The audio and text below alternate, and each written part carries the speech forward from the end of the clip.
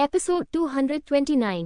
Puff. भयानक तलवार की ऊर्जा ने तुरंत ही वज्र बम को कई टुकड़ों में काट दिया और अंततः उसे पूरी तरह पिघला दिया, जिससे वज्र बम को फटने का भी मौका नहीं मिला।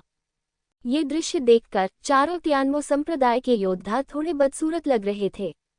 वज्र बम अप्रभावी था, जिससे पता चला कि लिंगजियो कितना शक्तिशाली था। हालांकि उनके लिए ये स्वीकार करना बहुत कठिन था कि ऐसे शिकार को यहाँ रहते हुए भी उसका शिकार न किया जाए। ये जानवर बहुत शक्तिशाली है, तुम ज़ियाओबुदियन को ढूंढो, हम यहाँ उस पर नजर रखेंगे, अग्रणी योद्धा ने कहा। हालांकि वह योग्यता बनाना चाहता था और ज़ियाओबुदियन को दबाना चाहता था, लेकिन उसे यह स्वीकार करना पड़ा कि वह अब निश्चित रूप से लिंग ज़ियाओ का प्रतिद्वंद्वी नहीं था। केवल ज़ियाओबुदियन ही इस आदमी से निपट सकता था। जब आप यहाँ हैं तो आपको जाने की इतनी जल्दी क्यों है? साधक अभी भी वहाँ साधना कर रहा था, लेकिन प्रवेश द्वार पर एक और आकृति आई जो बिल्कुल साधक जैसी दिख रही थी। एक था लिंग जियाओ का शरीर, दूसरा था जुड़वा मार्शल आत्मा। लिंग जियाओ ने कोई हरकत नहीं की और अभ्यास जारी रखा। उसके लिए इस समय रक्त सूर्य तलवार को समझना महत्वपूर्ण था। जुड़वा मार्शल आत्माओं के लिए इन तीन लोगों से निपटना ही काफी था, चाहे वह उपस्थिति हो या व्यक्तित्व, यहाँ तक कि जुड़वा मार्शल आत्माओं की हर चाल, वे बिल्कुल लिंगजियो के समान ही थे। अंतर केवल ताकत का था। आखिरकार वे सिर्फ मार्शल आत्माएं थीं और लिंगजियो की ताकत तक नहीं पहुंच सकती थी। लिंगजियो, वह छोटा लड़का पास में ही है। अगर तुमने हमें मारने की हिम्मत की तो वह तुरंत आ जाएगा। बेहतर है कि हमें जाने दिया जाए और ये दिखावा किया जाए कि आज जो हुआ वह हुआ ही नहीं। नेता ने लिंगजियो को देखा जो अभ्यास कर रहा था और अपने दांत पीस लिए। हालांकि वे लिंगजियो से डरते थे, अगर उन्हें मौत से लड़ना पड़ा तो वे हताश होकर लड़ेंगे। कोई भी मरना नहीं चाहता था, जैसे कि कुछ हुआ ही न हो। ये जुड़वा मार्शल आत्माएं थीं जो बोल रही थीं। आपने मुझ पर हमला करने की कोशिश की, लेकिन मैं ये बहाना नहीं बना सकता कि कुछ हुआ ही नहीं जब तक आप मुझे इस ब्लैक विंड कैनियन में आने का उद्देश्य नहीं बताते। लिंगजियो को इन चार लोगों को मारना नहीं था, वैसे भी वे उसके लिए कोई खतरा नहीं बन सकते। बेहतर होगा कि वह उनसे कुछ रहस्य जान ले। चारों लोग थोड़े बदसूरत लग रहे थे। नेता ने अपना सिर हिलाया और कहा, यह असंभव है। आप स्वर्गीय दानव संप्रदाय को बिल्कुल नहीं जानते। मैं आपको ये भी सलाह देता हूँ कि यदि आप मरे नहीं हैं तो मरे नहीं। ब्लैक विंड कैनियन अब स्वर्गीय दानव संप्रदाय के लोगों से भरा हुआ है। यदि आप वास्तव में हम पर हमला करते हैं तो आप हमें तुरंत नहीं मार सकते। जब तक थोड़ी सी भी संभावना है, हम बड़ी संख्या में अतिरिक्त बल बुला सकते हैं। अतीत में दानव पर्वत पर स्वर्गीय दानव संप्रदाय ने मुझे घेर लिया और मुझे रोक लिया और लगभग मार डाला। मैं आज तक उस घृणा को नहीं भूल पाया हूँ। तुम जाल में फंस गए और खुद को मेरे दरवाजे पर भेज दिया। तुम मुझे स्वर्गीय दानव संप्रदाय से धमकाने की हिम्मत करते हो। क्या तुम मौत की तलाश में हो? जुड़वा मार्शल आत्माओं के चेहरे बेहद ठंडे थे और एक भयानक जानलेवा आभा हृदय में प्रवेश कर गई, जिससे चारों लोगों के चेहरे में भारी परिवर्तन आ गया। बॉस, उस पर अपने शब्द बर्बाद मत करो। मुझे विश्वास नहीं होता कि हम चारों मिलकर उसे नष्ट नहीं कर सकते। स्वर्गीय दानव संप्रदाय के सभी लोग घमंडी और दबंग हैं। उन्हें कभी ऐसी शिकायतों का सामना नहीं करना पड़ा और लिंगजियो द्वारा उन्हें नीची नज़र से देखा गया तो उनमें से एक अचानक क्रोधित हो गया। हाँ, ये तो स्वर्गीय दानव संप्रदाय के सदस्य जैसा लग रहा है। जुड़वा मार्शल आत्माएं अभी भी बाहर निकलने को अवरुद्ध करते हुए खड़ी थीं और लिंगजियो ने आखिरकार अपनी आंखें खोली और खड़ा हो गया। उसके शरीर से और भी अधिक भयानक तलवार की ऊर्जा निकली, जिससे लोगों को अपनी त्वचा पर स्पष्ट कटने का एहसास हुआ। यहाँ तक कि स्वर्गीय दानव संप्रदाय के योद्धाओं में से एक ने भी जानबूझकर उसके हाथों को देखा, ये सोचकर कि वह तलवार की ऊर्जा से कट गया है। तुम चारों मेरी रक्त सूर्य तलवार के पहले शिकार बनो। लिंगजियो रक्त सूर्य तलवार को समझने में सफल रहा और अब इसकी शक्ति का परीक्षण करने का समय आ गया था। उसके सामने खड़े चार लोगों की साधना अच्छी थी। वे सभी यिन यान क्षेत्र के 15वें स्तर के योद्धा थे। वे निश्चित रूप से परीक्षण चालों के लिए इस्तेमाल किए जाने के योग्य थे। ऐसा कहने के बाद एक रक्त सूर्य तलवार लिंगजियो के सिर के ऊपर तैरने लगी। हालांकि तलवार अभी तक पूरी तरह से प्रकट नहीं हुई थी, केवल तलवार की नोक उजागर हुई थी और भयानक रक्त लाल तलवार ऊर्जा लाल सूरज की रोशनी की तरह फट गई।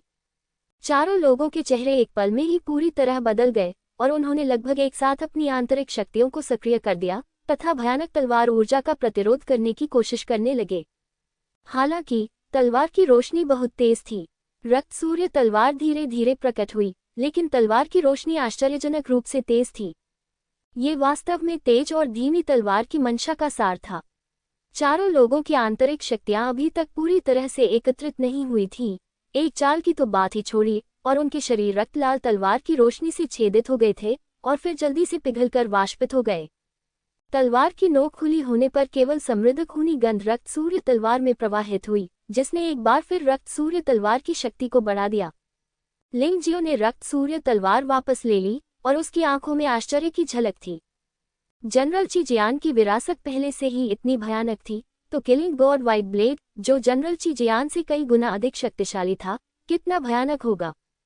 यह अफसोस की बात है कि पर्याप्त समय नहीं है, अन्यथा मैं वास्तव में अच्छा अभ्यास करना चाहता हूँ। अभी सुबह हो गई है, चलो पहले वापस चले और आराम करें। लिंग जियो ने एक गहरी सांस ली, तलवार अमर मकबरे की गहराई में देखा और फिर बाहर चला गया। तलवार अमर मकबरे के बाहर स्वर्गीय दानव संप्रदाय के दर्जनों अनुयायी एकत्र हुए हैं। इन लोगों में सबसे बुरे व्यक्ति के पास यिन और यान क्षेत्र का 14वां स्तर है और सबसे शक्तिशाली व्यक्ति यिन और यान क्षेत्र के 16वें स्तर पर पहुंच गया है। लिंग जियो हैरान था, स्वर्गीय दानव संप्रदाय की ताकत इतनी मजबूत है। यह उन 70 से अधिक लोगों से कहीं अधिक शक्तिशाली है जिन्होंने पहले दानव पर्वत पर उसे घेर लिया था। सौभाग्य से यिन और यान क्षेत्र के 16वें स्तर का केवल एक योद्धा है, अन्यथा इसे निपटना मुश्किल होगा। तलवार अमर कब्र के बाहर दुष्ट आभा फैल रही है। स्वर्गीय दानव संप्रदाय के योद्धाओं ने जगह को पूरी तरह से सील कर दिया है। ऐसा लगता है कि वे लिंग जियो को भागने का मौका नहीं देना चाहते हैं। अतीत में जादुई पर्वत पर मैंने तुम्हें भागने की अनुमति दी थी। आज मुझे देखने दो कि तुम कहाँ भाग सकते हो। दानव पंथ योद्धा का नेता यिन यान क्षेत्र के 16वें स्तर पर है और उसके शरीर में राक्षसी ऊर्जा बहुत भयानक है। यह अनुमान लगाया जाता है कि यिन यान क्षेत्र के 16वें स्तर पर साधारण योद्धा वास्तव में उसका मुकाबला नहीं कर सकते। हालांकि लिंग जियो ने बस उन्हें हल्के से देखा और उसका फिगर अचानक चमक गया और सभी की आंखों से गायब हो गया। उस आदमी को भागने मत दो। स्वर्गीय दानव संप्रदाय के योद्धाओं को वास्तव में उम्मीद नहीं थी कि वे आसपास के क्षेत्र को राक्षसी ऊर्जा से सील कर देंगे, लेकिन वे फिर भी लिंग जियो को रोक नहीं सके।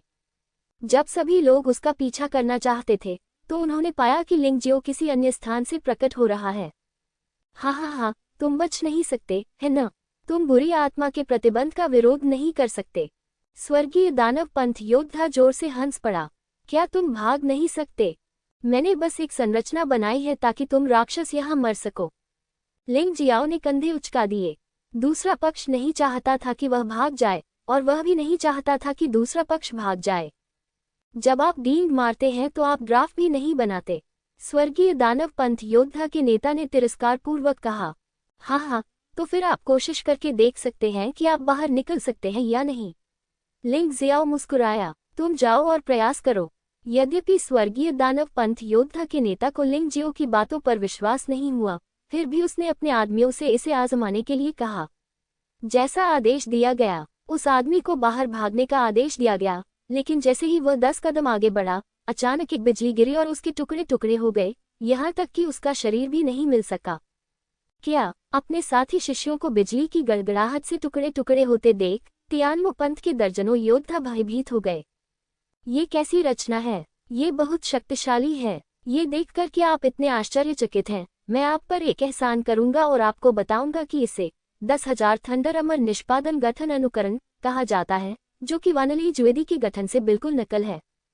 यद्यपि यह शक्ति मानव राजा द्वारा स्थापित 10,000 थंडर अमर निष्पादन संरचना का 10,000वां हिस्सा भी नहीं है, फिर भी यह आपको मारने के लिए पर्याप्त है।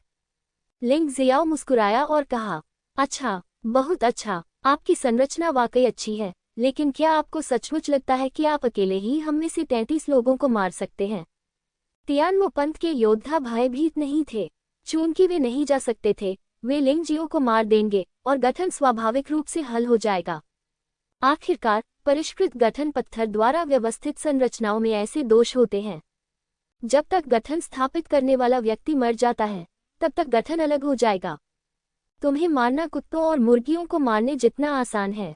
लिंग जियो ने बोलना समाप्त करने के बाद अपना हाथ उठाया और उसके दाहिने हाथ में प्रकाश की एक तलवार प्रकट हुई। ये लोग उसके लिए लाल सूर्य तलवार कला में अपनी दक्षता सुधारने के लिए अच्छे लक्ष्य हैं। प्रकाश की तलवार हाथ में लेकर लिंग जियो ने दूसरे पक्ष की ओर हाथ हिलाया। चलो, तुम्हारा जीवन तुम्हारे अपने हाथों में है। अगर तुम जीना चाहते हो तो इसके लिए खुद लड़ो। भाड़ में जाओ। उनमें से एक ने जोर से चिल्लाया और भयानक दुष्ट आत्मा आकाश में उड़ गई और उसके पीछे एक राक्षस प्रेत प्रकट हुआ। फिर विशाल दानव पंजे ने लिंग जियो को जकड़ लिया। अगर यह कोई और होता तो वह इतना डर जाता कि वह लड़ने की इच्छा खो देता। हालांकि लिंग जियो में खुद प्राचीन दानव से लड़ने की इच्छा शक्ति है, इसलिए वह एक साधारण राक्षस प्रेत से कैसे डर सकता है। ये प्रेत संभवतः दानव पंथ द्वारा निर्मित एक नई मार्शल आत्मा है। तकनीकी स्तर काफी शक्तिशाली है, लेकिन यह अफसोस की बात है कि इसने एक टेढ़ा रास्ता अपना लिया है। भाड़ में जाओ, लिंग जियो ने व्यंग्य किया। अपने हाथ में प्रकाश की तलवार लहराई और उसके पीछे एक लाल सूरज प्रकट हुआ। लाल सूर्य तलवार कला की तीसरी शैली, लाल सूर्य भंवर। प्रकाश की तलवार लिंग जियाओ के शरीर के चारों ओर धीरे धीरे घूम रही थी। ऐसा लग रहा था कि वह आदमी भयानक भंवर में फंस गया है। उसका शरीर पूरी तरह से उसके नियंत्रण से बाहर हो गया था और वह तलवार के ब्लेड से टकरा गया। जैसे ही उसके शरीर ने प्रकाश की तलवार को छुआ, आग की लपटें जलने लगी और तेजी से उसके पूरे शरीर में फैल गईं। आकाश दानव पंथ योद्धा ने भावर से बचने के लिए अपनी आंतरिक शक्ति का उपयोग करने की कोशिश की, लेकिन ये बेकार था। वह ये जानकर भयभीत हो गया कि उसने अपने शरीर पर से नियंत्रण पूरी तरह खो दिया है। नहीं, आकाश दानव पंथ योद्धा बुरी तरह चिल्लाया। बाकी लोग इस दृश्य को ध्यान से देखते रहे, कोई भी हरकत करने की हिम्मत नहीं जुटा पाए। वे केवल अपने साथी शिष्यों को आग की लपटों में जलते हुए देख सकते थे और कोई निशान नहीं छोड़ सकते थे। ये तीसरा कदम अंततः मास्टर स्तर की प्रवीणता तक पहुंच गया है। लिंग जियो ने आकाश दानव पंथ के योद्धाओं की ओर देखा तक नहीं जो उसे निगल जाना चाहते थे। वह बस अपनी शक्तिशाली तलवार की हरकतों को महसूस करते हुए हल्का सा मुस्कुराया। अब तक लाल सूर्य तलवार कला की पहली 3 चालों में महारत हासिल हो चुकी थी। सामान्यतः मार्शल आर्ट में प्रगति के 5 चरण होते हैं। पहले चरण को लघु सफलता कहा जाता है, जिसका अर्थ है कि मार्शल आर्ट की 30% शक्ति का प्रयोग किया जा सकता है। दूसरे चरण को निपुणता कहा जाता है, जिसका अर्थ है कि मार्शल आर्ट की 60% शक्ति का प्रयोग किया जा सकता है।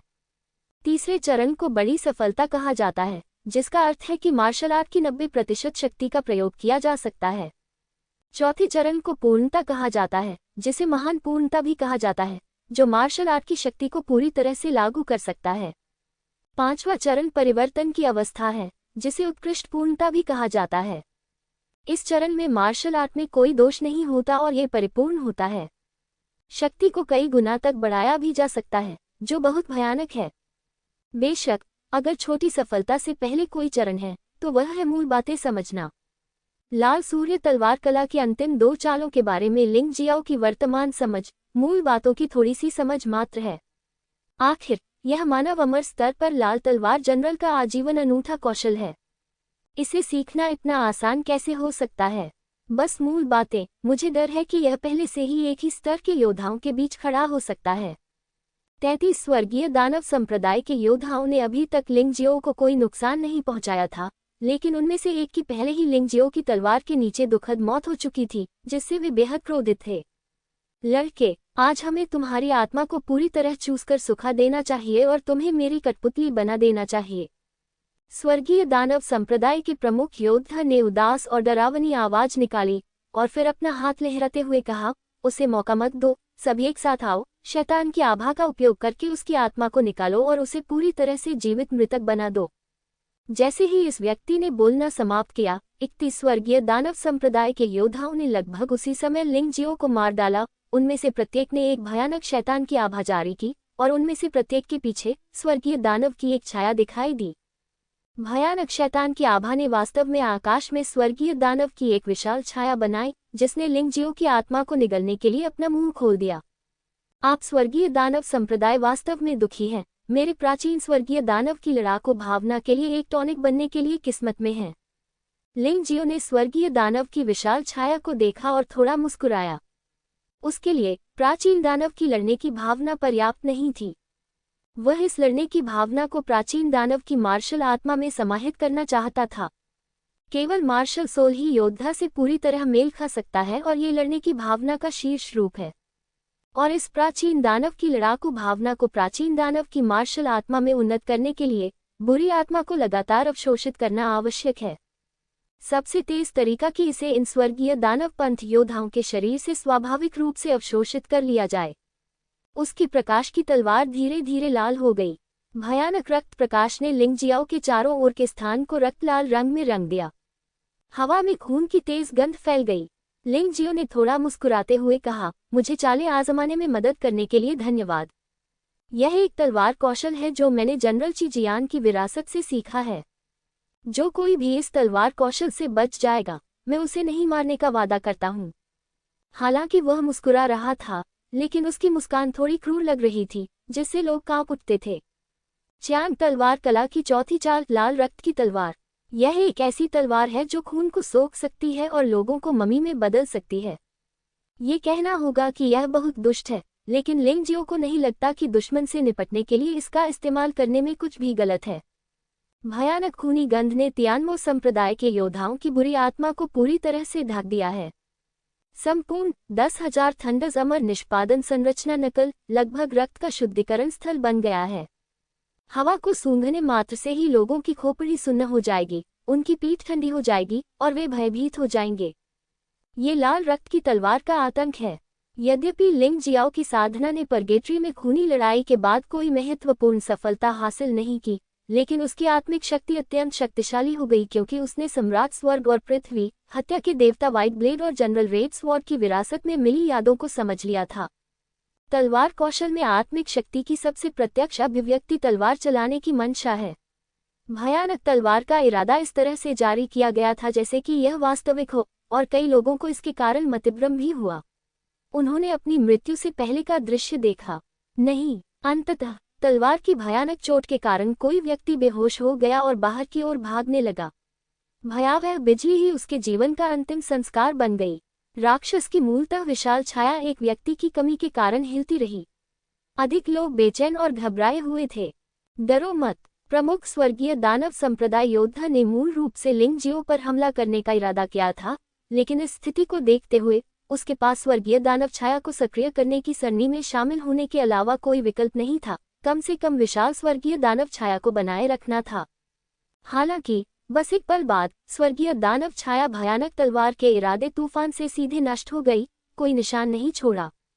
मैदान अस्त व्यस्त था। स्वर्गीय दानव संप्रदाय के योद्धा जमीन पर गिर पड़े, उनके चेहरे पीले पड़ गए। आत्मिक शक्ति के संघर्ष में वे पराजित हुए, और वे बहुत बुरी तरह पराजित हुए। 31 लोगों की इच्छाशक्ति एक व्यक्ति की इच्छाशक्ति जितनी मजबूत नहीं थी।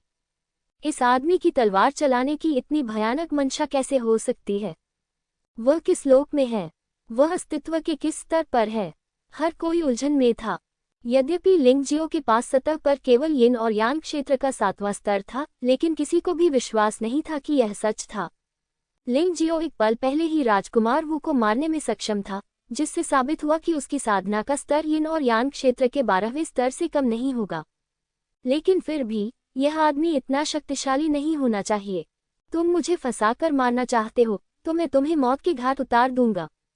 तेज खूनी गंध एक उग्र लहर की तरह दानव संप्रदाय के योद्धाओं की ओर बढ़ी। लिंग जियाओ के हाथ में प्रकाश की तलवार पूरी तरह से लाल रक्त की तलवार में बदल गई थी। दानव संप्रदाय के सभी योद्धा महसूस कर सकते थे कि उनका रक्त और क्यूई उनके शरीर से निकल रहे हैं, किसी चीज से फट रहे हैं और खींचे जा रहे हैं, और तलवार की ओर बढ़ रहे हैं। बस ये भयानक सांस ही मारने के लिए पर्याप्त थी। भयानक तलवार की मंशा और तलवार की रोशनी का तो जिक्र ही नहीं। लाल रक्त की तलवार, मार डालो। लिंग जियो ने एक कठोर शब्द बोला, मानो दानव संप्रदाय के 31 योद्धाओं को मौत की सजा दे रहा हो। तुरंत ही लिंग जियो का शरीर उस स्थान से गायब हो गया और एक चमकदार रक्त लाल तलवार की रोशनी में बदल गया। आह! पहली चीख सुनाई दी, और लाल रक्त की तलवार से छुआ गया दानव संप्रदाय योद्धा का शरीर तुरंत सूखा और रक्तहीन हो गया। एक योद्धा का रक्त और क्यूई आधार हैं और सबसे महत्वपूर्ण है। रक्त और क्यूई के बिना वे मृत लाश हैं।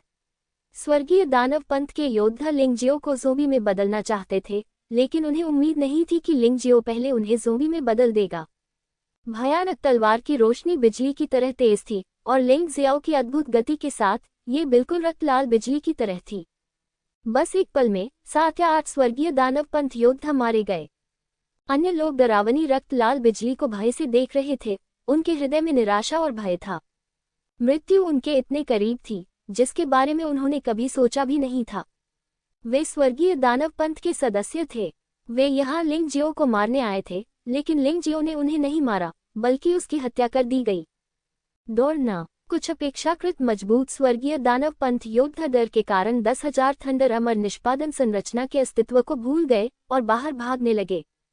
या फिर उनके विचार में इस भयानक रक्त लाल बिजली की चपेट में आने से बेहतर था कि बिजली की गड़गड़ाहट के बीच मरकर राख हो जाना।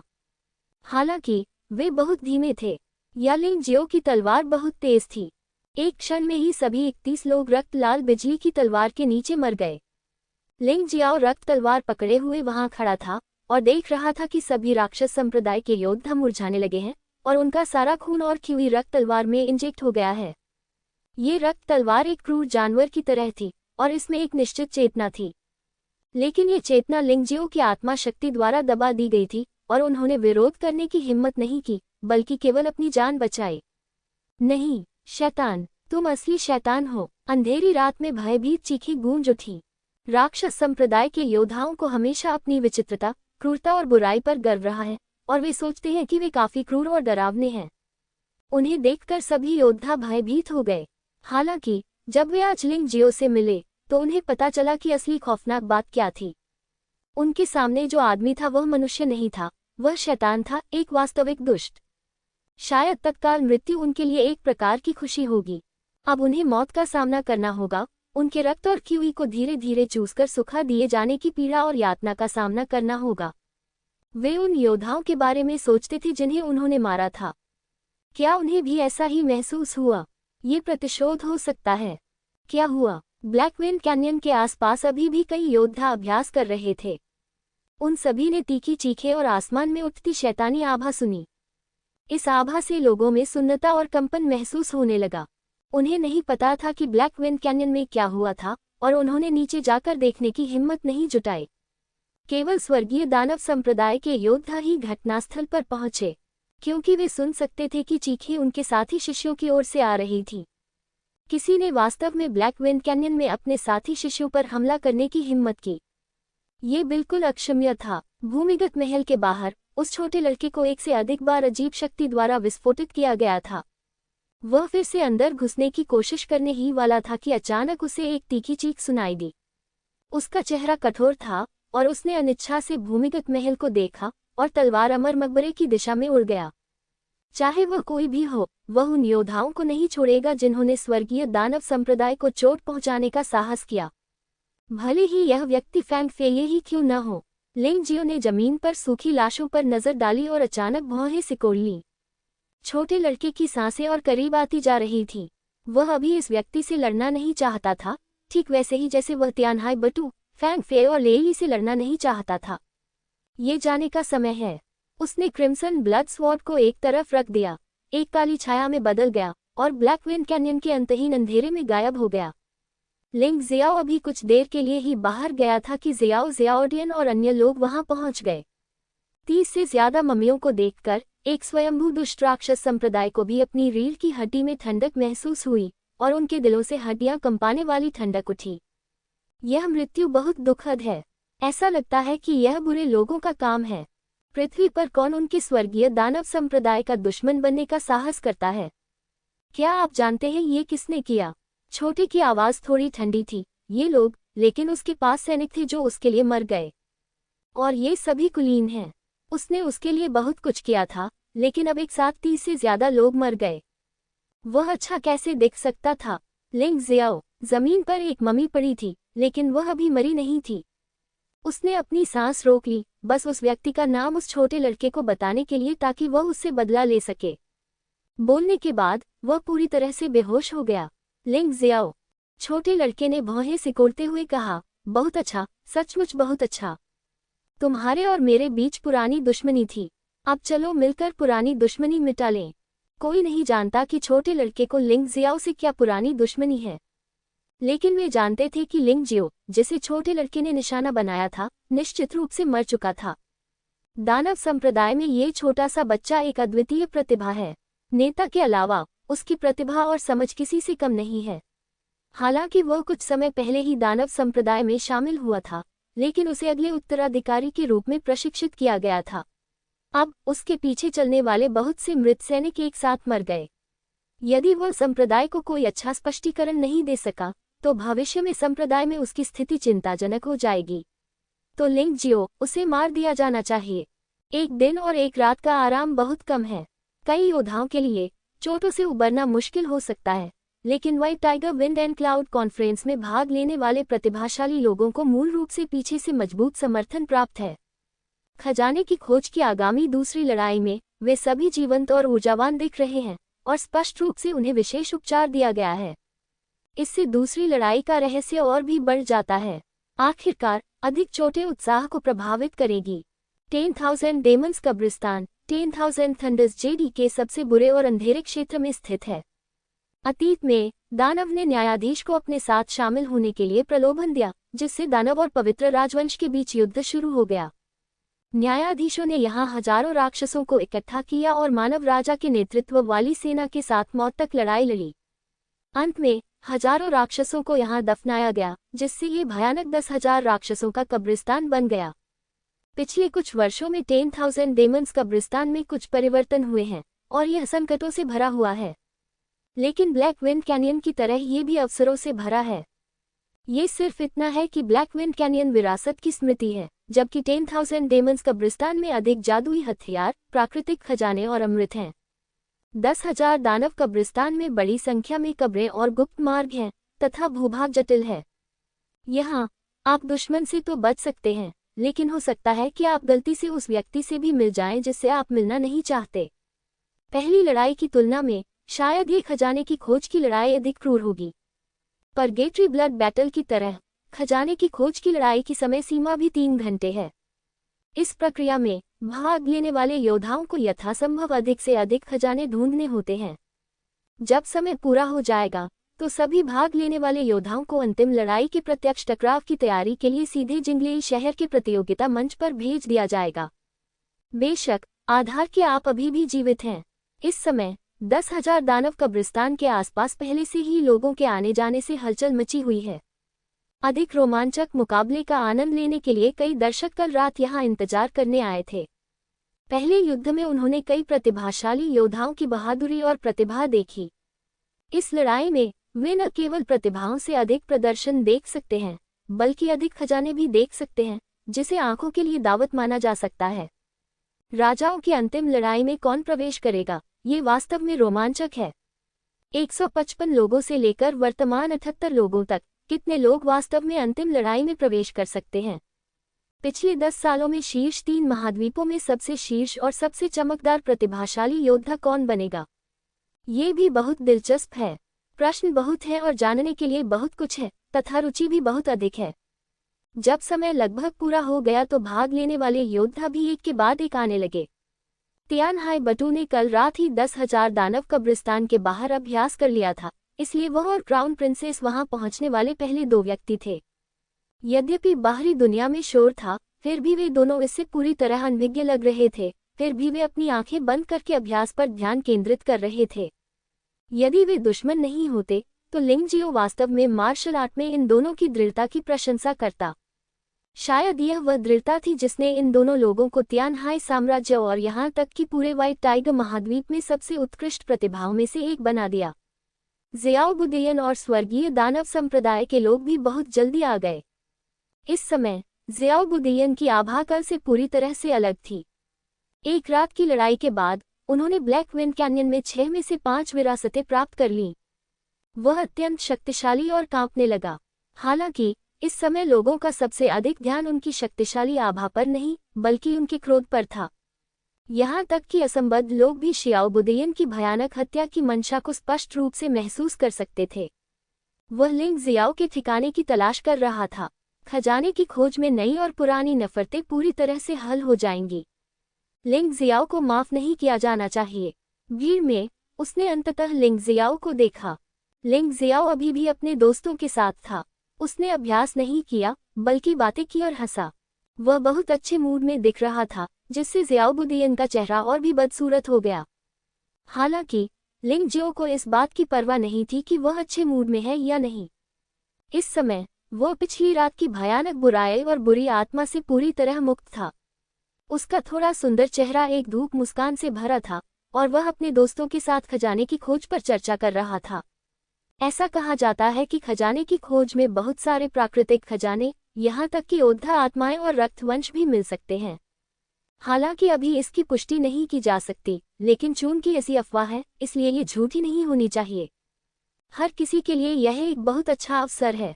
बेशक परगेटरी रक्त युद्ध बहुत खतरनाक है और यह खजाने की खोज लड़ाई स्वाभाविक रूप से आसान नहीं है।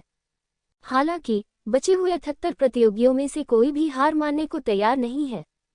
जो लोग बच गए हैं, उन्हें लगता है कि उन्हें जीने का अधिकार है। वैसे भी दूसरी लड़ाई में आपसी नरसंहार की आवश्यकता नहीं है।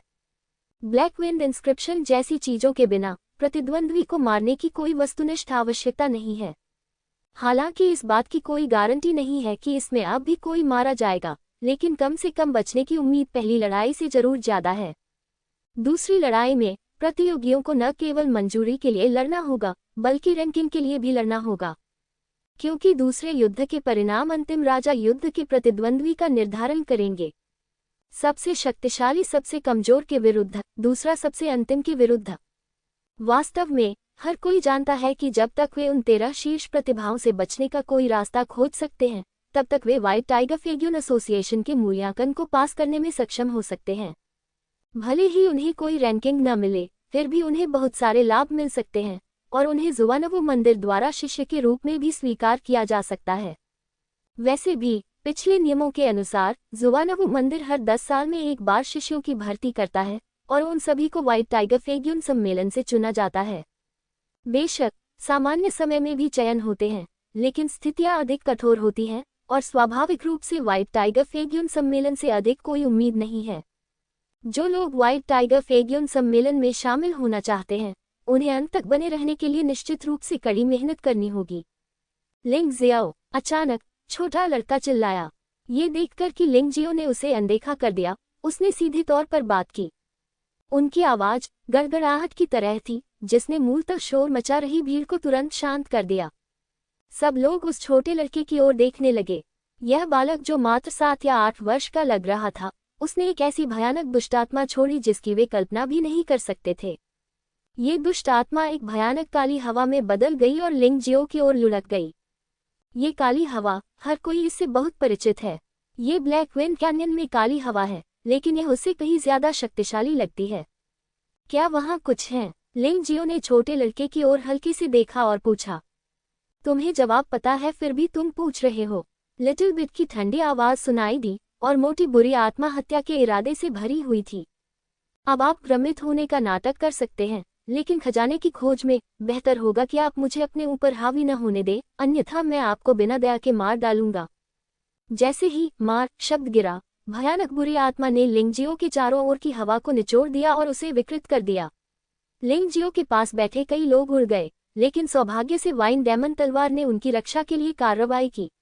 लिंग जियो ने लिटिल बिट को शांति से देखा और अचानक हंसते हुए कहा, मैं समझता हूँ। मैंने कल रात कुछ कष्टप्रद कीड़ों को मार दिया, जिससे आप, कीड़ों के राजा, परेशान हो गए, लेकिन क्या आप मुझे मार सकते हैं?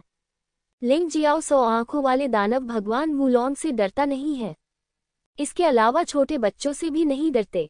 उनके विचार में इस बार प्रतिस्पर्धा करने वाले सभी लोगों में से 3 लोग हैं जो उनके लिए सबसे बड़ा खतरा है, फैंग फेई, तियानहाई टायरनी और लेली।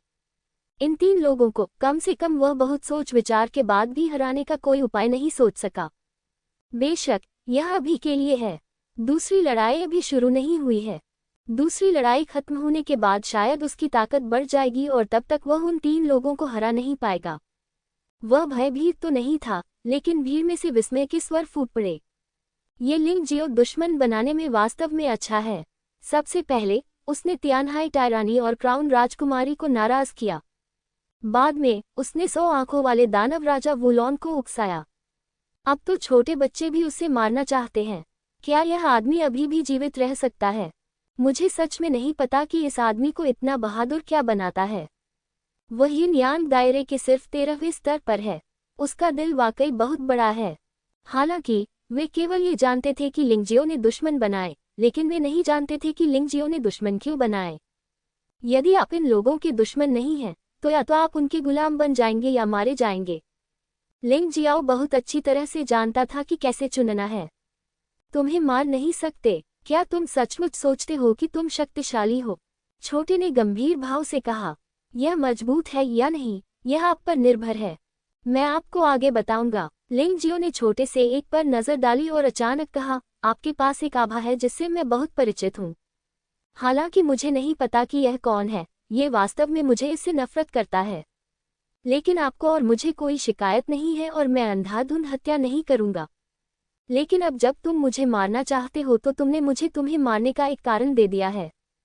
तुम मर रहे हैं। लिंग जियाओ के शरीर से एक जानलेवा आभा फूट पड़ी जो उस छोटे से आभा से भी अधिक भयावह थी और रक्त की धुंध में बदल गई, जिसने तियानमो संप्रदाय के स्तंभों को चारों ओर से घेर लिया। मारना, हत्या का इरादा राक्षस बन जाता है। तुम्हारी हिम्मत कैसे हुई? छोटा लड़का गुस्से से चिल्लाया, लेकिन तब तक बहुत देर हो चुकी थी। उसके पीछे खड़े 4 स्वर्गीय दानव पंथ योद्धा वास्तव में उसके सामने लिंगजियो द्वारा मारे गए थे। मुझे किससे डर है? लिंगजियो ने छोटे से तिरस्कार से देखा और कहा, मैं तुम्हारे लोगों को मारने की हिम्मत करता हूँ, लेकिन तुम मेरे लोगों को मारने की हिम्मत करते हो। अभी छोटे बच्चे का चेहरा अनिश्चित लग रहा था। बेशक वह जानता था कि लिंगजियो उसका मजाक उड़ा रहा था, लेकिन उसने वास्तव में कुछ भी करने की हिम्मत नहीं की, क्योंकि वह जीव दानव तलवार या यहाँ तक कि हॉन्ग क्यूई का भी मुकाबला नहीं कर सकता। लिंग जियाओ की 2 पृष्ठभूमियों ने उसे ईर्ष्या से पागल बना दिया। खजाने की खोज की लड़ाई में बेहतर होगा कि आप उनकी रक्षा करें, अन्यथा वे मर जाएंगे। छोटा बच्चा इस वाक्य का उपयोग केवल अपने लिए रास्ता खोजने के लिए कर सकता है। आखिरकार तुम एक काया हो। अगर तुम में कार्रवाई करने की हिम्मत नहीं है तो बस अपना मुंह बंद रखो। लिंग जियो ने छोटे लड़के को तिरस्कार से देखा और उसका मजाक उड़ाया। छोटे लड़के का चेहरा पीला पड़ गया था, लेकिन अंततः उसने अपना मुंह बंद कर लिया। चाहे कारण कुछ भी रहा हो, उसने वास्तव में कोई कार्रवाई करने की हिम्मत नहीं की, ये तथ्य था। आप लोग वास्तव में मृत्यु शब्द लिखना नहीं जानते। कुछ ही दूरी पर झेंगई संप्रदाय की भीड़ के बीच एक व्यक्ति ने लिंग जियो को देखा और व्यंग्यात्मक लहजे में कहा। वह व्यक्ति झेंगई संप्रदाय के 7 पुत्रों में से 5वां पुत्र है। वह 100 आंखों वाले दानव भगवान वुलॉन का दोस्त भी है। चूंकि लिंग जियाओ ने वुलॉन को नाराज किया था, इसलिए वह स्वाभाविक रूप से लिंग जियाओ को नापसंद करता था। वह इस अवसर का लाभ उठाकर कुछ व्यंग्यात्मक बात कैसे नहीं कह सकता था। लिंग जियो ने 5वें बेटे को उदासीनता से देखा और ठंडी हंसी के साथ कहा, मैंने लंबे समय से सुना है कि झेंगई संप्रदाय के 7 बेटे सभी उत्कृष्ट प्रतिभाशाली हैं। हालांकि जब मैंने उन्हें आज देखा तो फैंग फे को छोड़कर, जो पहले स्थान पर थे, और जुई, जो तीसरे स्थान पर थे, लिंगलोंग के अलावा चौथे स्थान पर रहने वाले जुन मोकिंग और 7वें स्थान पर रहने वाले जुन मोचो, ये सब बकवास है। आपका छठा बच्चे मारा गया है, अब उस हारे हुए की बारी क्या होगी? उन्होंने एक के बाद एक कई नामों का उल्लेख किया, लेकिन दूसरे स्थान पर रहे 100 आंखों वाले दानव भगवान वुलॉन्ग और 5वें और 6ठे बेटों को नजरअंदाज कर दिया। जिसे भी डांटा जा रहा हो वह इसे सुन सकता है, यहाँ तक कि मूर्ख भी। लिंग जियाओ के शब्दों से 5वें बेटे और वुलॉन्ग बहुत बदसूरत लग रहे थे। ब्लैक विंड कैन्यन में 6ठे बेटे को लिंग जियो ने मार डाला। बाहर बैठे दर्शकों ने वह दृश्य देखा। हालांकि ब्लैक विंड कैन्यन में लोगों को मारना सामान्य बात है और नियम भी तय हैं, लेकिन स्वाभाविक रूप से लिंग जियो और झेंगई संप्रदाय के बीच है। लेकिन लिंग जियो को इसकी परवाह नहीं थी, क्योंकि वह दिव्य फीनिक्स महाद्वीप में आने के बाद से ही झेंगई संप्रदाय को अपना दुश्मन मानता था। उस समय झेंगई संप्रदाय ने वास्तव में फैंगमिन किशान के साथ मिलकर उससे गुप्त रूप से निपटने के लिए सहयोग किया था। उसे ये भी नहीं पता था कि उसने व्हाइट टाइगर महाद्वीप में नंबर 1 संप्रदाय को कहाँ नाराज किया था। इसलिए उसके लिए झेंगई संप्रदाय के साथ दोस्ताना संबंध बनाना असंभव था। अगर वे दुश्मन बन गए तो वे दुश्मन ही रहेंगे। उसे बिल्कुल भी डर नहीं था। फैंगदा की जुबान से मत डरो। 10,000 दानवों का कब्रिस्तान ब्लैक विंड कैन्यन नहीं है। इसका फायदा उठाने के बारे में सोचना भी मत। मैं तुम्हें जल्द ही मार डालूंगा। 100 आंखों वाले दानव राजा वुलांग ने लिंग जियो को घूरते हुए दांत पीसते हुए कहा। चाहे वह लिंग जियो को कितना भी तुच्छ समझता हो, अब सभी जानते थे कि लिंग जियो ने उसे ब्लैक विंड कैन्यन में 2 बार हराया था। लगभग 2 बार उसे मार डाला। इससे उन्हें दुनिया का सबसे अच्छा काया होने की प्रतिष्ठा भी मिली। जब तक लिंग जियो मरता रहेगा, वह बदनामी से बच नहीं पाएगा। कई लोगों ने कहा कि वे मुझे मारना चाहते थे, लेकिन वे ही मारे गए। लिंग जियो ने मंद मंद मुस्कुराकर वू लॉन को नजरअंदाज कर दिया। शत्रु का अंधकार में रहने की अपेक्षा खुले में रहना बेहतर है। वह युवक इतना घमंडी है कि वह यिन यान क्षेत्र के केवल 13वें स्तर पर है। लिंग जियो को अब अपनी साधना छिपाने की जरूरत नहीं है, क्योंकि उसकी साधना उसकी वास्तविक शक्ति का प्रतिनिधित्व नहीं कर सकती, इसलिए यदि बाहरी लोग इसे जान भी ले तो भी कोई फर्क नहीं पड़ता। मुझे डर है कि वह ज्यादा दिन तक जीवित नहीं रहेगा। अगर वह बच भी गया तो भी उसकी रैंकिंग शायद अच्छी नहीं होगी। वे लोग निश्चित रूप से दूसरी लड़ाई में उसके लिए सभी तरह की परेशानियां खड़ी करेंगे। इस तरह उसे अंतिम लड़ाई में मजबूत लोगों का सामना करना पड़ेगा। कोई मौका नहीं। ऐसे विचार वहां उपस्थित अधिकांश लोगों के विचारों का प्रतिनिधित्व करते हैं। बेशक वहां अपवाद हैं। उदाहरण के लिए सन लेंग चान। वे सभी सोचते हैं कि यह आपका दुर्भाग्य है कि आपने उन लोगों को अपमानित किया, लेकिन वे यह नहीं जानते कि यह उनका दुर्भाग्य है कि उन लोगों ने आपको अपमानित किया। सन लेंग चन मुस्कुराते हुए लिंग जियो के पास आया और बोला, तुम कल से भी ज्यादा ताकतवर लग रहे हो। मुझे सच में तुम्हें हराने का भी भरोसा नहीं है। मेरी तारीफ मत करो, क्या तुम भी वही नहीं हो? लिंग जियो ने सुन लेंगचान को देखा और यह स्पष्ट था कि इस महिला की ताकत कल की तुलना में काफी बढ़ गई थी। उसे उन 13 प्रतिभाशाली लड़कियों पर भी संदेह था। उसे डर था कि कहीं कोई उसे रास्ता न दे दे। आप लोग बातचीत करके बहुत अच्छा समय बिता रहे हैं, क्या मैं भी इसमें शामिल हो सकता हूँ? ये लियू लियान था जो आया था। वह कल सेलेस्टियल साम्राज्य के योद्धाओं के साथ हेओई मंदिर में वापस नहीं लौटी, बल्कि 10,000 थंडर जेडी में अकेले अभ्यास किया। लियू लियान, तुम्हें कैसा लग रहा है? लिंग जियाओ ने मुस्कुराते हुए पूछा। ये बहुत अच्छा लगता है, लेकिन इस दूसरी लड़ाई में आपको अधिक मूल्यवान खजाने प्राप्त करने होंगे, ताकि आप अंतिम लड़ाई में अपने जैसे राक्षसों से बच सकें। लियू लियान हल्का सा मुस्कुराया। मेरे लिए यह कोई मायने नहीं रखता। मैं जिससे भी मिलता हूँ उसके लिए यह एक जैसा ही होता है। वैसे भी इस बार मैं यहाँ प्रथम स्थान पाने के लिए आया हूँ। अगर मैं प्रथम स्थान नहीं पा सका तो ये सब व्यर्थ है। लिंग जियाओ ने अपना सिर हिलाया। अंतिम लड़ाई में अपने प्रतिद्वंद्वी के बारे में उसने वास्तव में ज्यादा नहीं सोचा था। एक तरह से उन्होंने 13 शीर्ष प्रतिभाओं से मुलाकात की भी आशा की थी। इस तरह की लड़ाई से उसे अधिक लाभ मिलेगा। पागल आदमी, तुम्हारी बराबरी कौन कर सकता है? सन लेंगचान ने अपना सिर हिलाया और कड़वी मुस्कान दी। इससे कोई फर्क नहीं पड़ता कि आप पागल हैं या नहीं। संक्षेप में, दूसरी लड़ाई में सभी को कड़ी मेहनत करनी चाहिए और मजबूत लोगों से बचने की कोशिश करनी चाहिए। इस तरह कम से कम प्राप्त लाभ अधिक होंगे। लिंग जियो खुद पागल है, लेकिन वह दूसरों को उसके साथ पागल होने के लिए मजबूर नहीं करेगा। बाकी सभी अभी भी रैंकिंग पाने के लिए अपना सर्वश्रेष्ठ प्रयास करते हैं, इसलिए उन 13 शीर्ष प्रतिभाओं से बचना आवश्यक है, अन्यथा वे एक ही दौर में बाहर हो सकते हैं। लॉन्ग चेन, आप कैसे हैं? क्या आपको अगली लड़ाई में उतरने का आत्मविश्वास है? उसने अपने सबसे आदरणीय छोटे भाई की ओर देखा और पूछा। लैन ज़ू और होंग यू का रक्त वास्तव में शुद्ध रक्त नहीं है, उनमें 90% से अधिक ड्रैगन रक्त है। हालांकि लॉन्ग चेन एक शुद्ध ड्रैगन है, इसलिए प्रतिभा के मामले में लॉन्ग चेन अभी भी बढ़त पर है। यदि उसके आसपास के लोगों में से कोई ऐसा है जो उसके पदचिन्हों पर चलना जारी रख सकता है, तो वह संभवतः केवल लॉन्ग चेन ही है। ये बच्चा लॉन्ग चेन हमेशा उससे कमजोर रहा है और यह स्तर मूल रूप से कभी भी पार नहीं किया गया है। अरे भाई लिंग, तुम कहाँ हो?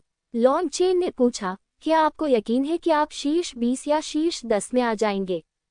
दूसरे राउंड में शीर्ष 10 में आना कोई समस्या नहीं है, लेकिन मेरी ऐसी कोई इच्छा नहीं है। वैसे भी तीसरे राउंड में मेरा सामना चाहे किसी से भी हो, मेरे लिए इससे कोई फर्क नहीं पड़ता। लिंग जियाओ ने कंधे उचकाकर कहा, तुम्हारा क्या हाल है? मेरे लिए जब तक मैं दूसरी लड़ाई पार कर सकता हूँ और राजाओं की लड़ाई के शीर्ष मंच पर खड़ा हो सकता हूँ, ये पर्याप्त है। इसका मतलब है कि बड़े भाई, आपने मेरे लिए जो कुछ किया है वह व्यर्थ नहीं गया है। सच कहें तो लॉन्ग चेन लिंग जियो के प्रति अपनी कृतज्ञता व्यक्त नहीं कर सका, क्योंकि उसके लिए लिंग जियो उसका पुनर्जन्म लेने वाला माता पिता और एक मार्गदर्शक प्रकाश था। लिंग जियाओ के बिना लॉन्ग चेन कभी भी उस स्थान पर नहीं पहुंच पाता जहां वह आज है। ये ठीक नहीं है। दूसरों के लिए मेरी कोई शर्त नहीं है, लेकिन आपके लिए, यदि आप दूसरे राउंड में शीर्ष 13 में नहीं आ पाते हैं, तो आपको निर्णायक लड़ाई में भाग लेने की आवश्यकता नहीं है। लिंग जियाओ ने गंभीरता से कहा। वह लॉन्ग चेन की ताकत को अच्छी तरह से समझ नहीं सका। युद्ध ड्रैगन राजा से विरासत प्राप्त करने से पहले उनकी प्रतिभा और समझ 13 शीर्ष प्रतिभाओं की तुलना में बहुत अधिक थी। विरासत प्राप्त करने के बाद ये और भी मजबूत हो जाएगा। ड्रैगन कबीले की साधना प्रतिभा प्राचीन काल से ही सिद्ध हो चुकी है। मानव राजा ने कुछ भावनाएं भी छोड़ दी। हे, चूंकि आपने ऐसा कहा है, भाई, मैं आपकी मांग पूरी करने के लिए मरते दम तक लड़ूंगा। लॉन्ग चेन ने मुस्कुराते हुए कहा, लेकिन भाई, अगर मेरी मुलाकात वो लॉन्ग या 5वें बेटे से हो जाए, तो क्या मैं उन्हें नष्ट करने में आपकी मदद करना चाहूंगा। वू लांग, तुम अभी अपने प्रतिद्वंद्वी नहीं हो, लेकिन 5वें बेटे, तुम चाहो तो मुझे नष्ट कर सकते हो। तुम्हें मुझसे निर्देश मांगने की जरूरत नहीं है, तुम्हें बस अपना रास्ता अपनाना है। लिंग जियाओ ने सिर हिलाया। अच्छा। जैसे ही लॉन्ग चेन ने बोलना समाप्त किया, सभी लोग थोड़ी देर के लिए बातचीत करना चाहते थे। अचानक आकाश में हवा कांप उठी, अंतरिक्ष फट गया और एक विशाल भंवर दिखाई दिया। अराजकता वापस आ गई। इसमें कोई संदेह नहीं है कि उनके आने से खजाने की खोज की दूसरी लड़ाई की शुरुआत होगी, जिससे हर कोई उत्साहित है। दूसरी लड़ाई के नियम बहुत सरल हैं। 3 घंटे के भीतर उच्चतम मूल्य के साथ प्राप्त खजाने को अवरोही क्रम में रैंक किया जाएगा।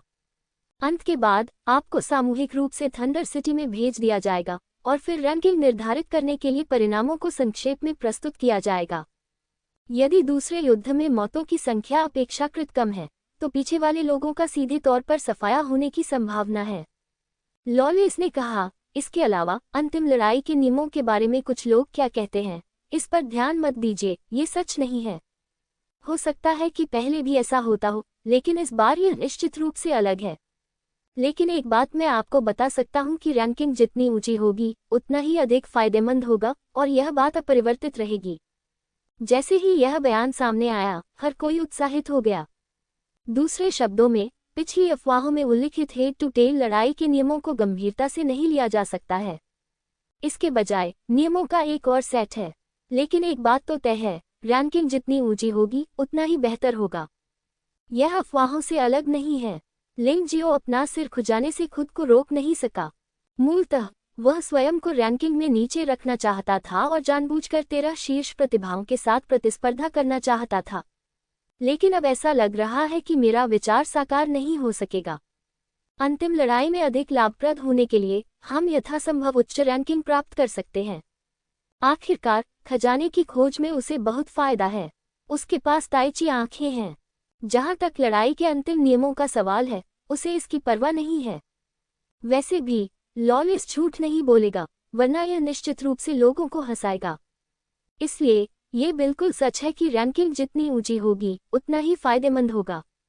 बाकी सभी का भी यही विचार था।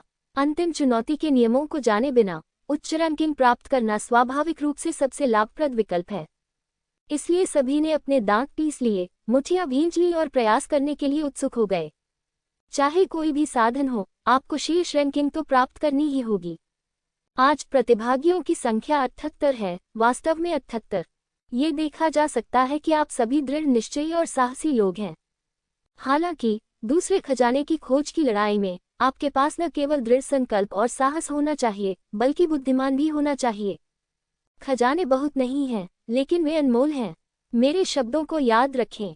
अब 10,000 राक्षसों की कब्र में प्रवेश करने के लिए तैयार हो जाओ। आपके पास संकोच करने के लिए 10 मिनट हैं। यदि आप तैयार हैं, तो आप आगे बढ़ सकते हैं। यदि आप तैयार नहीं हैं, तो आप हार मान सकते हैं या आप तैयारी जारी रख सकते हैं। यदि आप 10 मिनट के बाद भी 10,000 दानवों के कब्रिस्तान में प्रवेश नहीं करते हैं, तो यह माना जाएगा कि आपने स्वेच्छा से हार मान ली है। जैसे ही लॉलेस ने बोलना समाप्त किया, सभी 78 लोग 10,000 दानव कब्रिस्तान के प्रवेश द्वार की ओर दौड़ पड़े और कोई भी पीछे नहीं रहना चाहता था। पापमोचन में खूनी युद्ध की परीक्षा पास करने के बाद शेष 78 लोग आसान लोग नहीं हैं और कोई भी आसानी से हार मानने को तैयार नहीं है। हालांकि कुछ लोग कहते हैं कि वे 13 शीर्ष प्रतिभाशाली लोगों से डरते हैं, लेकिन यदि वे वास्तव में उनमें से किसी से मिले तो उन्हें डर नहीं लगेगा। आखिरकार 13 शीर्ष प्रतिभाशाली शब्द एक लोकप्रिय शब्द है।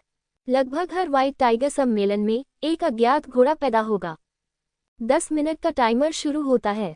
अराजकता की घोषणा जोर जोर से की गई।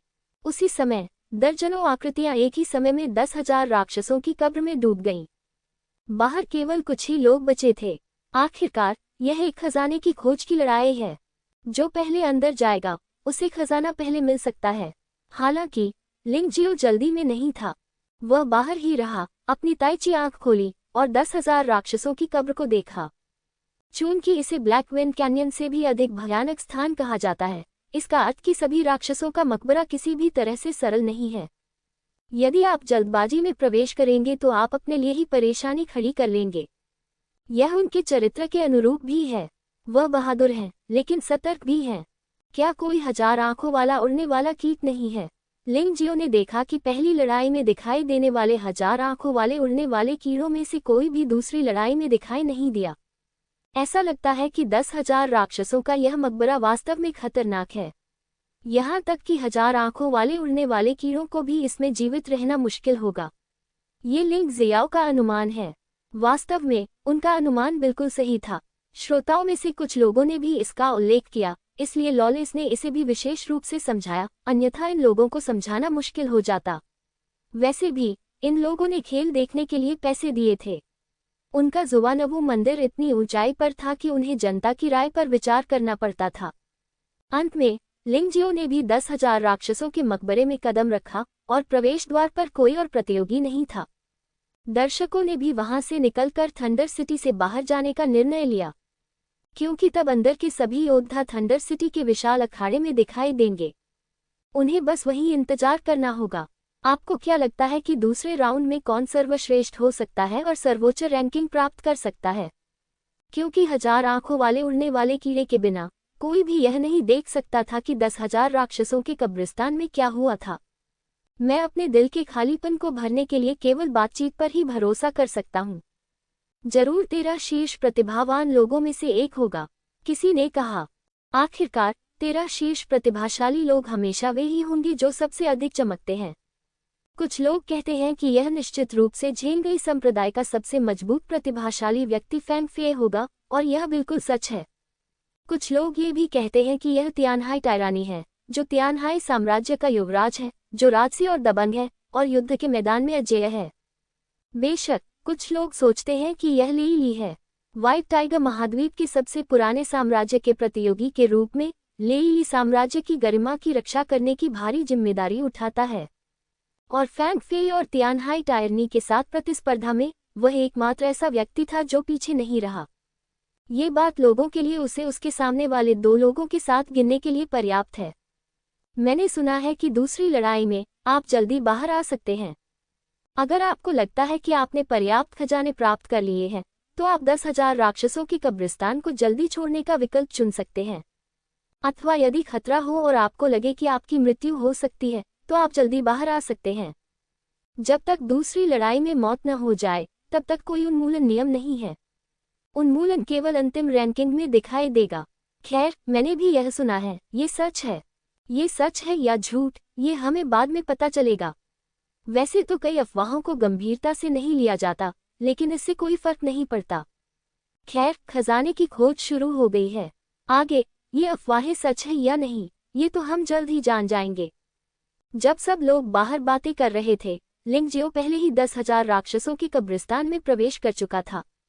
जैसे ही उसने इस कब्रिस्तान में कदम रखा, लिंग जियाओ को बेहद आरामदायक महसूस हुआ।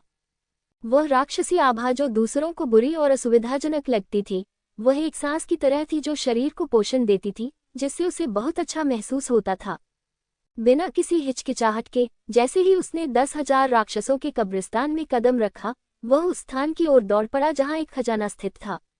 10,000 दानव कब्रिस्तान में खजाने का मूल्य जुवानवू मंदिर द्वारा आंका जाता है, इसलिए लिंग जियो ने सभी खजाने को अपनी जेब में रखने की योजना बनाई है। कब्रिस्तान में प्रवेश करने से पहले उन्होंने खजाने का पता लगाने के लिए अपनी ताइची आंखों का उपयोग किया। यहाँ कोई अन्य योद्धा नहीं है, लेकिन इसका मतलब यह नहीं है कि कोई खतरा नहीं है। यह एक दलदल है। अंधेरे दलदल में एक अशांत वातावरण था। दलदल के बीच में एक फूल पूरी तरह से खिल गया है। लिंग जियो जानता है कि यह प्रसिद्ध दलदल सौंदर्य फूल है। ये नाम थोड़ा अजीब लगता है, लेकिन ये बहुत उपयुक्त है, क्योंकि इस तरह के फूल का उपयोग अमृत को परिष्कृत करने के लिए किया जा सकता है, चाहे वह पुरुष हो या महिला। इसे लेने के बाद त्वचा चिकनी और नाजुक हो जाएगी, उड़ाने से टूट सकती है और उपस्थिति बहुत छोटी होगी। अतीत में ये फूल महिलाओं का पसंदीदा था। उनकी खेती के स्तर के बावजूद महिलाओं की सुंदरता की खोज कभी नहीं बदली है। आजकल कुछ पुरुष सुंदरता की खोज में लग गए हैं। रहस्यमयी दुनिया में सौंदर्य शास्त्र भी चुपचाप विकसित हो रहा है। ये दलदली सौंदर्य फूल धीरे धीरे एक लोकप्रिय वस्तु बन गया है। लिंग जियाओ स्वाभाविक रूप से इस चीज को प्राप्त करना चाहता था। वह हवा में उड़कर आया और दलदली सुंदरता के फूल का एक टुकड़ा मुट्ठी भर में पकड़ लिया। हालांकि इस समय दलदल में अचानक कई काली छायाएं दिखाई दी। ये छायाएं मूलतः दलदल में कीचड़ की थीं, लेकिन कुछ समय बाद वे धीरे धीरे मानव आकृतियों में बदल गईं।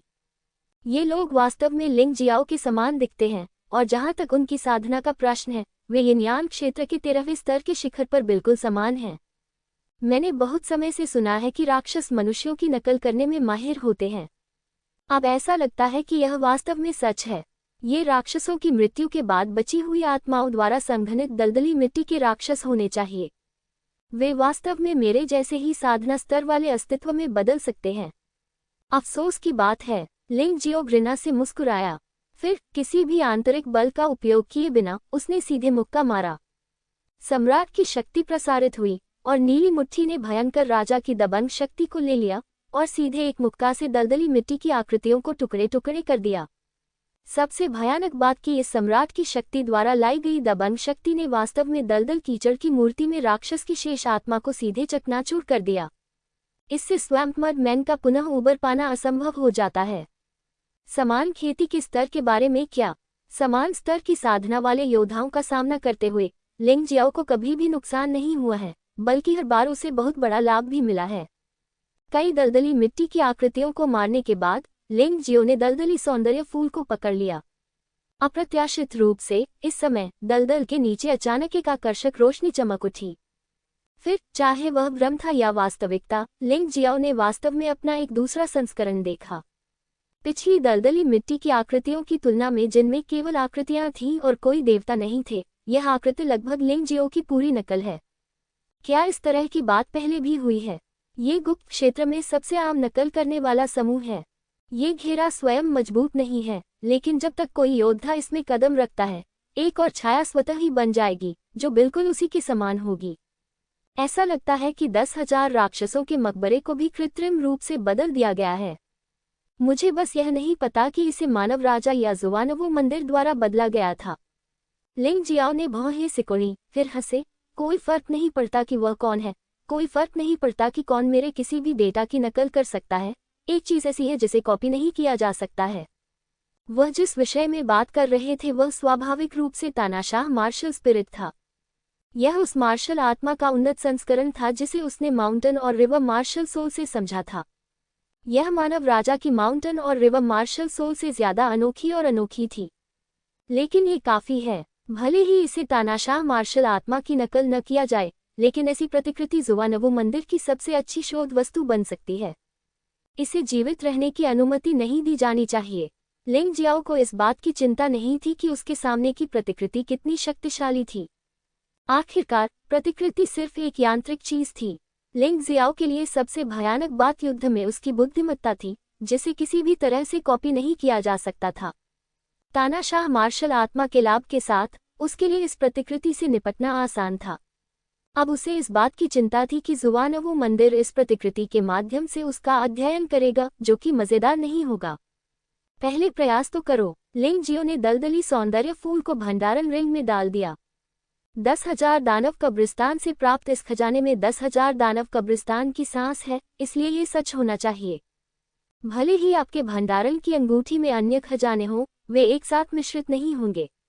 अन्यथा यह मूल्यांकन गड़बड़ा जाएगा, क्योंकि वहां कोई 1000 आंखों वाले उड़ने वाले कीड़े नहीं थे। लिंग जियो ने तुरंत तानाशाह मार्शल आत्मा को छोड़ दिया।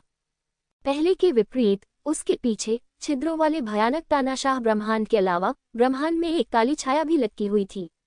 शक्ल तो साफ नहीं दिखी, लेकिन वह निश्चित रूप से मानव आकृति थी।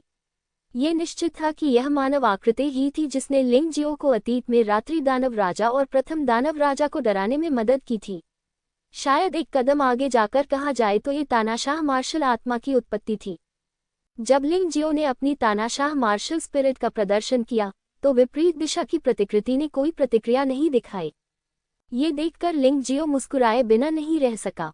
जैसा कि अपेक्षित था, तानाशाह मार्शल स्पिरिट इतना विशेष है कि इस प्रकार की प्रतिकृति सरनी भी इसकी नकल नहीं कर सकती। उसने अपनी मुट्ठी लहराए और प्रतिकृति पर प्रहार किया। उसे मारने के लिए तैयार था, लेकिन अचानक रुक गया। उसे मारने का क्या मतलब है? जुवानवू मंदिर को चिढ़ाने के बारे में क्या ख्याल है? लिंग जियो लगभग पुष्टि कर सकता है कि इन प्रतिकृतियों का उपयोग निश्चित रूप से जुवानवू मंदिर द्वारा डेटा प्राप्त करने के लिए किया जाता है, और भले ही उन्हें मार दिया जाए, वे पूरी तरह से नष्ट नहीं हो सकते हैं। भले ही दूसरा पक्ष उसकी तानाशाह मार्शल स्पिरिट की नकल न कर सके, फिर भी वह इसे बहुत अधिक उजागर नहीं करना चाहता था। खैर, उसके पास एक रास्ता है। 9 दानव दिव्य कला, ये न्यान दानव राजा। लिंग जियाओ थोड़ा मुस्कुराया और उसका शरीर तेजी से बदलने लगा। न केवल उसका रूप, बल्कि उसकी सांस और मार्शल आर्ट भी पूरी तरह बदल गए। जैसे जैसे उसका शरीर बदलता गया, प्रतिकृति भी वैसा ही करने लगी। हाँ, बस इतना ही काफी है। लिंग जियो मुस्कुराया, फिर मुक्का मारा और प्रतिकृति को मार डाला। इसमें भाग लेने वाले अन्य योद्धा भी थे, जिनका अनुभव लिंग जियाओ जैसा ही था। लेकिन हर किसी की पसंद अलग अलग होती है। कुछ लोगों को छोड़कर सभी ने जुवानवू मंदिर की साजिश को देखा और कुछ सरल योजनाएं बनाई।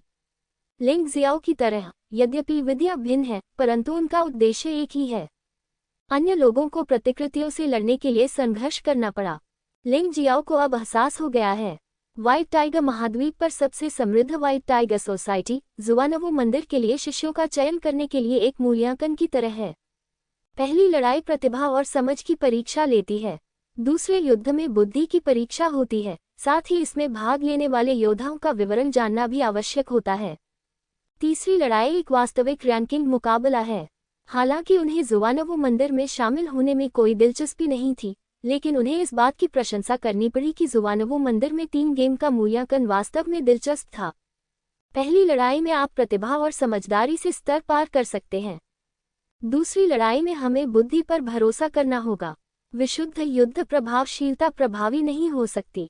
बहुत अच्छा, तो मैं, लिंग जियाओ, बुद्धि की लड़ाई में आपके जुवानवू मंदिर के साथ प्रतिस्पर्धा करूंगा और आपके नियमों के तहत खुद को मजबूत करूंगा।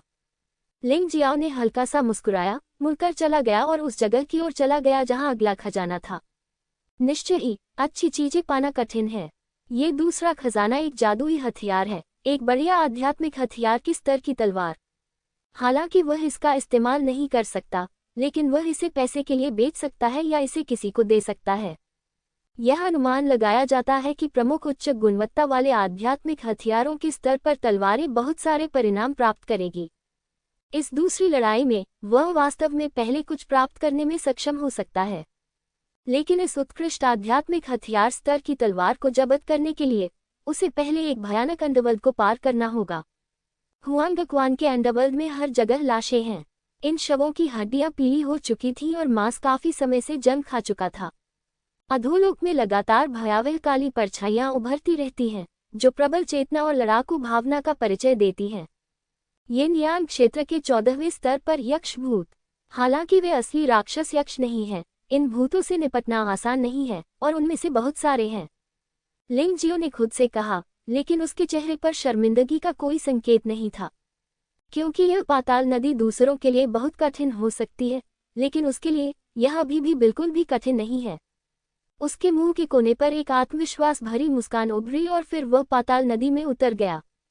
वह उत्कृष्ट आध्यात्मिक हथियार स्तर की तलवार भूमिगत नदी के तल पर है और पानी में प्रवेश किए बिना इसे प्राप्त करना कठिन है। जैसे ही उसने भूमिगत नदी पर कदम रखा, उसके शरीर में एक तीव्र ठंडक दौड़ गई। भयानक बुरी ऊर्जा उसके शरीर में घुस गई, उसके शरीर को नियंत्रित करने और उसके मांस को नष्ट करने की कोशिश करने लगी। क्या पाताल लोक की दुष्ट आत्माएं और यक्ष के भूत मुझे हानि पहुंचाने की कोशिश कर रहे हैं? लिंग जियो ने ठंडी मुस्कान दी और तुरंत प्राचीन दानव के अवतार में प्रवेश कर गया। प्राचीन शैतान की लड़ाकू भावना मुक्त हो गई और यक्ष के भूत अचानक कांप उठे, मानो वे अपने तात्कालिक स्वामी से मिल गए हों। लिंग जियाओ ने ठंडी मुस्कान दी और प्राचीन दानव के अवतार की राक्षसी ऊर्जा प्रसारित होने लगी। अंडरवर्ल्ड के अंडरवर्ल्ड में राक्षसी ऊर्जा उसके शरीर में लगातार प्रवाहित होती रही, लगातार उसके शरीर को आकार देती रही। इस समय लिंग जियो को तलवार पाने की कोई जल्दी नहीं थी। वह अंडरवर्ल्ड नदी में निहित विशाल ऊर्जा में अधिक रुचि रखता था। यहाँ अभ्यास करना वास्तव में उसके लिए प्राचीन दानव को मार्शल आत्मा में संघनित करने के लिए बहुत फायदेमंद है। साथ ही यह उसकी साधना को भी बहुत बेहतर बना सकता है। वह यिन और यांग क्षेत्र के 14वें स्तर तक पहुंचने में सक्षम हो सकता है। वैसे भी उसे रैंकिंग की कोई परवाह नहीं है जब तक कि वह बाहर न हो जाए। निगलना। लिंग जियो ने ठंडी दहाड़ लगाई और प्राचीन दानव ने अपना मुंह खोला और जमकर चूसा। पाताल नदी की ऊर्जा विशाल मुख में प्रवाहित होती रही तथा उसके शरीर और शिरोबिंदुओं में रूपांतरित, प्रगलित और एकीकृत होने लगी। साहसिक बनो। हुआंगक्वान के पाताल लोक में एक डरावनी आवाज सुनाई दी। यक्ष भूत राजा। लिंग जियो ने अपनी आंखें मूंद ली और इस विशाल शरीर को देखा। वह सभी यक्ष भूतों से एक आकार बड़ा है और उसकी शक्ति यिन यांग क्षेत्र के 16वें स्तर के आसपास होने का अनुमान है।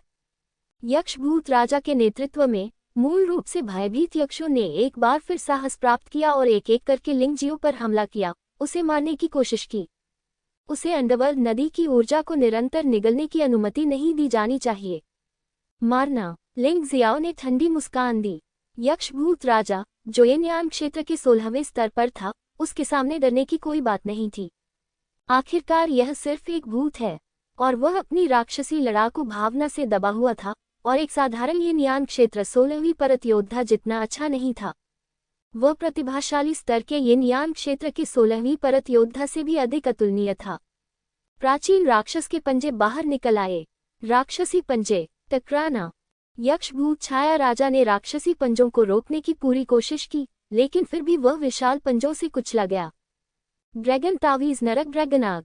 फिर लिंग जियो के सिर से एक रक्त आत्मा ताबीज उड़कर बाहर आया, जिससे बैंगनी काले रंग की लपटें निकली और फिर यक्ष भूत छाया राजा को जलाकर राख कर दिया। 18 नरक तावीज। जीभ खींचने वाला नरक। तभी एक और रक्त आत्मा ताबीज बाहर उड़ गया और उसमें से अनगिनत भूत हाथ फैल गए, जिन्होंने शेष यक्ष भूत छायाओं को पकड़ लिया। ड्रैगन ताबीज ड्रैगन विशेषता का है, जो सबसे शक्तिशाली ड्रैगन रक्त आत्मा ताबीज में विकसित होने के लिए नियत है।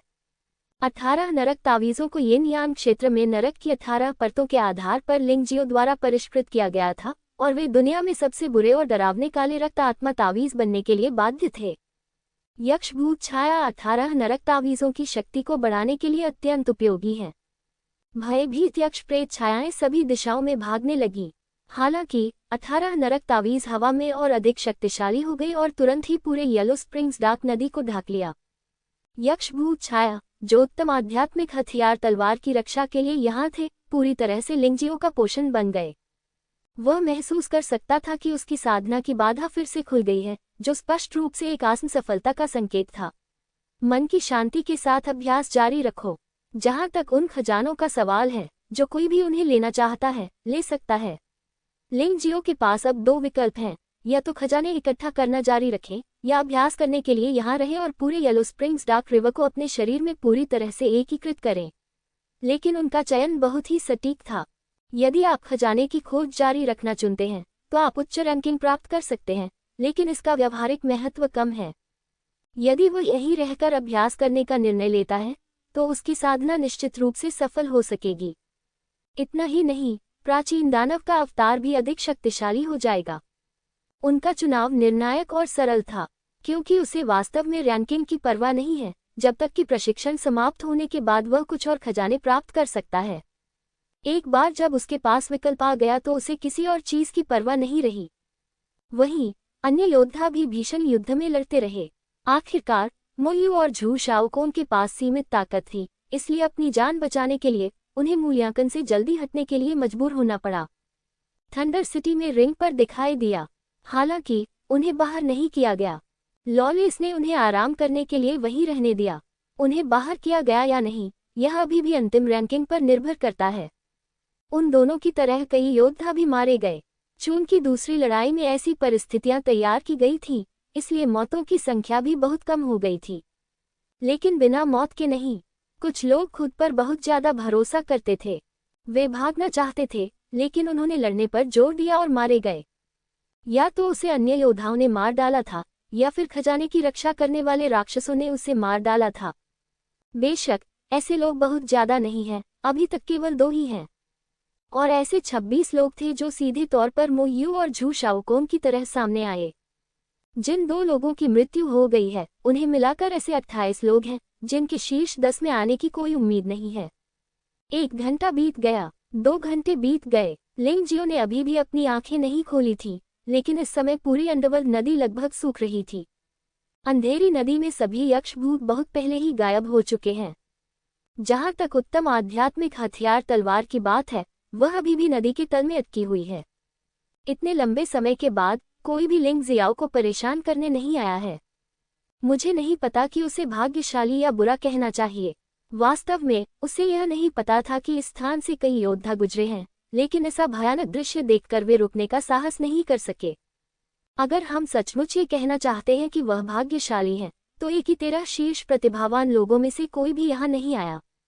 दूसरी लड़ाई के अंत में आधा घंटा बाकी था। लिंग जियो ने आखिरकार अपनी आंखें खोली। संपूर्ण हुआंगक्वान भूमिगत नदी सूख गई है और लिंग जियाओ की साधना अंततः यिन और यांग क्षेत्र के 14वें स्तर तक पहुंच गई। खेती सबसे महत्वपूर्ण बात नहीं है।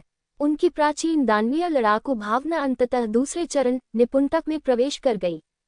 मार्शल आर्ट में दक्षता के समान फाइटिंग इंटेंट में भी उन्नत स्तर हैं, लेकिन ज़ियाओचेंग मास्टरी, डाचेंग, कंसमेशन और ट्रांसफॉर्मेशन के अलावा मास्टर और ग्रैंड मास्टर स्तर भी हैं। तलवार के इरादे के लिए भी यही बात सत्य है। यही कारण है कि कुछ लोग जिनमें तलवार चलाने की मंशा होती है, उन्हें कम बोनस मिलता है, जबकि अन्य को अधिक बोनस मिलता है। हर स्तर पर 100% सुधार हुआ है। अतीत में प्राचीन दानव की लड़ाई 10% सफलता थी, लेकिन अब ये 10% महारत है। जब तक आप ग्रैंड मास्टर स्तर तक पहुंचते हैं, तब तक मार्शल आत्मा में बदलना संभव है, और यह एक उन्नत मार्शल आत्मा है जिसे सीधी गड़गड़ाहट और बिजली से नियंत्रित किया जा सकता है। यदि टेम्परिंग सफल होती है, तो आपको दिव्य आत्मा में पदोन्नत किया जा सकता है। हालांकि दिव्य आत्मा एक ऐसा स्तर है जिस तक पौराणिक मार्शल आत्मा पहुंच सकती है, और यहाँ तक कि पूर्व मानव राजा भी इसे प्राप्त नहीं कर पाए हैं। इसलिए यह आज भी एक किंवदंती बनी हुई है। अभी भी आधा घंटा बाकी है। मुझे नहीं पता कि इस 10,000 राक्षसों के कब्रिस्तान में अभी भी कितने लोग हैं। लिंग जियो ने समय देखा और घूमने की योजना बनाई। जैसे जैसे उसकी साधना का स्तर सुधरता गया और उसकी शक्ति मजबूत होती गई, उसकी आत्मसुरक्षा क्षमता भी मजबूत होती गई। भले ही उसका सामना वास्तव में फैंग फेये, तियानहाई टायरानी और लेई में से किसी एक से हो, इससे कोई फर्क नहीं पड़ता। हालांकि वे अभी प्रतिद्वंद्वी नहीं हैं, फिर भी वे इतनी आसानी से पराजित नहीं होंगे। ठीक उसी समय लिंगजियो सूखी हुआंगक्वान नदी से बाहर निकला और अगले खजाने के स्थान पर जाने के लिए तैयार हुआ। 10,000 दानवों के कब्रिस्तान की गहराई में एक बड़ी दिखाई दी। काली से भयानक ऊर्जा फूट पड़ी, मानो सीधी खड़ी आंखें धीरे धीरे खुल गईं, और बीच में एक भयानक ऊर्जा भंवर था। जिस क्षण भंवर प्रकट हुआ, ऊर्जा की एक बड़ी मात्रा बहकर भंवर की ओर बढ़ती हुई प्रतीत हुई। एक क्षण के लिए 10,000 दानव कब्रिस्तान में उपस्थित प्रतियोगी और 10,000 दानव कब्रिस्तान के बाहर उपस्थित योद्धा सभी आश्चर्यचकित हो गए। क्या चल रहा है? लिंग जियाओ की ताइची आंखें हमेशा खुली रहती थीं, और दूरी में भयानक काले भंवर ने उसे दमन की एक बड़ी भावना दी। ऐसा लग रहा था मानो वह उसकी निगाहों को टुकड़ों में फाड़ रहा हो। विमान, भंवर, अंतरिक्ष। लिंग जियो ने पहले भी ऐसी चीज के अस्तित्व के बारे में सुना था, लेकिन आज तक उसने इसे केवल एक बार देखा था, और वह भी भूमिगत दुनिया में नाइट डेमन किंग से मिलने के बाद। वह अंतरिक्ष राक्षसों की दुनिया से जुड़ती है, तो फिर 10,000 राक्षसों के मकबरे में स्थानिक किससे जुड़ी हैं? जाओ और देखो। लिंग जियाओ न केवल उत्सुक था, बल्कि इस अचानक स्थानिक में अत्यधिक दिलचस्पी भी ले रहा था। उनका पूर्ण विश्वास था कि यह अंतरिक्ष कारण नहीं उत्पन्न हुई है, तथा इसमें अवश्य ही कुछ अच्छाई होगी। वास्तव में ये सिर्फ लिंग जियाओ की बात नहीं है। वास्तव में भाग लेने वाले योद्धा जो अभी भी 10,000 दानव कब्रिस्तान में हैं, सभी ने इस स्थानिक के अस्तित्व को देखा या महसूस किया, और वे सभी उस दिशा में चले गए। एक हद तक मानवीय जिज्ञासा वास्तव में बहुत समान है। इस समय 10,000 डेमन्स कब्रिस्तान के बाहर लॉलेस और अन्य 6 रेफरी भी हैरान थे। लॉर्ड लॉलेस, यह मूल्यांकन का हिस्सा नहीं होनी चाहिए, है ना? झेंगई संप्रदाय के उपनेता ने पूछा। लॉलेस ने सिर हिलाया और कहा, यह अफवाह है कि 1000 साल पहले एक बार यहाँ ऐसी ही दिखाई दी थी, लेकिन वह थोड़े समय में गायब हो गई। उसमें ऐसा लग रहा था जैसे कोई युद्ध का मैदान हो। हजारों साल पहले उससे बहुत कीमती खजाने निकले थे, जिनमें दिव्य आध्यात्मिक हथियार भी शामिल थे। दिव्य आध्यात्मिक हथियार, ये 4 शब्द सुनकर सभी लोग दंग रह गए। व्हाइट टाइगर महाद्वीप पर एक दुर्लभ आध्यात्मिक हथियार प्राप्त करने में सक्षम होना पहले से ही एक बड़ी उपलब्धि है। आपको पता होना चाहिए कि बहुमूल्य आध्यात्मिक हथियारों का उपयोग पुनर्जन्म क्षेत्र के योद्धाओं द्वारा किया जाता है, और यिन और यान क्षेत्र के योद्धा अपनी वास्तविक शक्ति का प्रयोग नहीं कर सकते हैं। साधारण उत्पाद, बढ़िया उत्पाद, खजाने, अमर उत्पाद, दिव्य उत्पाद। आध्यात्मिक हथियारों में दिव्य हथियार सर्वोत्तम हैं। अगर ऐसी कोई बात सचमुच सामने आई तो मुझे डर है कि पूरा व्हाइट टाइगर महाद्वीप उथल पुथल में आ जाएगा। तो फिर आप जुवानवू मंदिर में रिपोर्ट क्यों नहीं करते और खजाने की खोज को तुरंत रोक देते? स्थानिक व्हाइट टाइगर सोसाइटी से ज्यादा महत्वपूर्ण है। तियानहाई साम्राज्य के शाही मास्टर ने ऊंची आवाज में कहा, असंभव। क्या आपको लगता है कि हम नहीं चाहते? क्या आपको लगता है कि यह खजाना शिकार लड़ाई हमारे द्वारा आकस्मिक रूप से व्यवस्थित की गई है? ये मानव राजा द्वारा छोड़े गए नियम और प्रतिबंध हैं।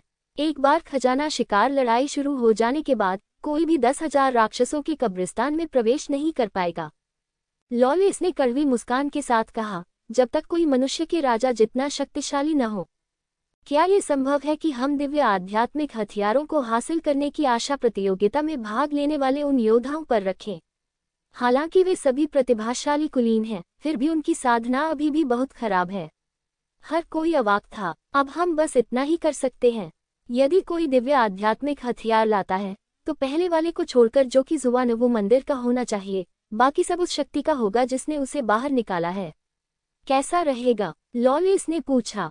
लॉलिस ने सुझाव दिया कि पहला दिव्य आध्यात्मिक हथियार जुवानवू मंदिर को वापस कर दिया जाना चाहिए और बाकी को उस बल को वापस कर दिया जाना चाहिए, जो इस बात पर निर्भर करेगा कि किस बल का योद्धा उसे बाहर लाया था। कई अन्य लोगों को कोई आपत्ति नहीं थी, क्योंकि यह सर्वोत्तम व्यवस्था है। आखिरकार जुवानवू मंदिर व्हाइट टाइगर महाद्वीप में सबसे शक्तिशाली बल है और उनके पास ये योग्यता है। हालांकि इस समय वे 10,000 राक्षसों के कब्रिस्तान में योद्धाओं से संपर्क करने में असमर्थ थे। दिव्य आध्यात्मिक हथियार कौन प्राप्त कर सकता है, ये वास्तव में भाग्य पर निर्भर करता है। इस समय 10,000 डेमन्स कब्रिस्तान में 28 लोग बचे हैं। वे काफी हद तक समान रूप से वितरित हैं। किसी भी पार्टी के पास मौका है।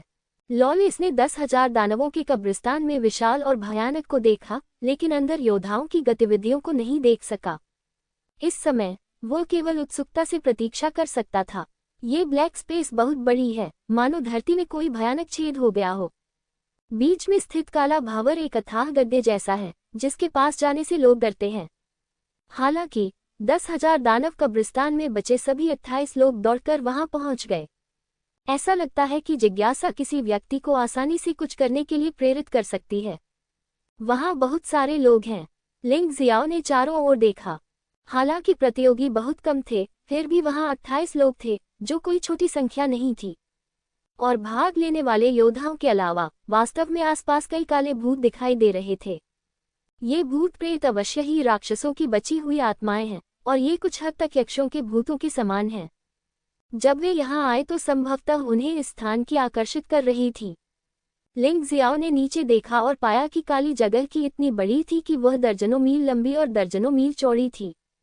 यह क्षेत्र छोटा नहीं था। ये काला भावर अत्यंत शुद्ध अंधेरी शक्ति से भरा हुआ है, साथ ही इसमें हृदय को रोक देने वाली राक्षसी आभा भी है। मास्टर जी, क्या आप भी यहाँ हैं? लिंग जियाओ के बगल में एक व्यक्ति दिखाई दिया, लिंग मेई। लिंग जियो को थोड़ा आश्चर्य हुआ कि उसने अभी तक दूसरी लड़ाई नहीं छोड़ी थी। लिंग मेई के साथ लॉन्ग चेन, डैन फैंग, सन लेंगचान और लियुलियान भी आ रहे थे। बाकी लोग कहाँ हैं? लिंग जियाओ ने पूछा। ये टेलीपोर्ट किया गया होगा। वैसे भी मैंने फैंग मिंगलियन को झेंगई संप्रदाय के 5वें बेटे से मुठभेड़ करते देखा। उसकी जान बचाने के लिए उसे छोड़ना पड़ा। उसे शायद एक भी खजाना नहीं मिला। लांग चेन ने अप्रसन्न होकर कहा। यही बात जी लोयू के लिए भी लागू होती है। उसका सामना वुलोंग से हुआ था। अगर मैंने उसकी मदद नहीं की होती तो वह खतरे में पड़ जाती और उसे वहां से चले जाना पड़ता। सन लेंगचान ने भी आह भरी। मास्टर तियानलेंग मो यू और झू शाओकोन के खजाने को चुराना चाहते थे, लेकिन वे दोनों लोग भी पीछे हट गए। डैन फैंग ने उत्तर दिया, चतुर चाल, किसी ने नीली बर्फ और लाल चांद नहीं देखा। लिंग जियाओ ने पूछा, मास्टर, मैंने देखा, उन दोनों का क्राउन प्रिंसेस द्वारा पीछा किया जा रहा था। सौभाग्य से झेल गई संप्रदाय के जून मोचों ने कार्रवाई की और भाग निकले। लेंग मेई ने उत्तर दिया, क्राउन प्रिंसेस, 5वां बच्चे वुलोंग और यहाँ तक कि यंग मास्टर तियानलेंग भी बहुत अच्छे हैं, सचमुच बहुत अच्छे हैं। लिंग जियो के लिए ये दुख की बात थी कि उसके दोस्तों को छोड़ने के लिए मजबूर किया गया, लेकिन जब तक वे मर नहीं जाते वह इसे स्वीकार कर सकता था। आखिरकार जैसे जैसे उसकी अपनी साधना में सुधार होता जाएगा, भविष्य में उसके सामने आने वाले शत्रु संभवतः और अधिक शक्तिशाली होते जाएंगे। दोस्तों के बीच भी अंततः कुछ ऐसे लोग होंगे जो पीछे रह जाएंगे। वह अपने दोस्तों को नहीं छोड़ेगा, लेकिन वह उन्हें आसानी से जोखिम लेने की इजाजत नहीं देगा। अन्यथा वह इस देश पर कब्जा क्यों करेगा? ये सिर्फ अपने लोगों को एक अच्छा घर देने के लिए नहीं है। मालिक, जल्दी से देखो, भावर से कुछ छिड़कता हुआ बाहर आ रहा है। इस समय लिंग ने अचानक चिल्लाया और काले भावर की ओर इशारा किया। यकीनन भावर से बहुत तेज गति से ठंडी रोशनी निकली। उस समय ये नंगी आंखों से लगभग अप्रभेद्य थी, लेकिन थोड़ी देर बाद गति धीरे धीरे धीमी हो गई और कई योद्धाओं ने देखा कि वह चीज कैसी दिखती थी।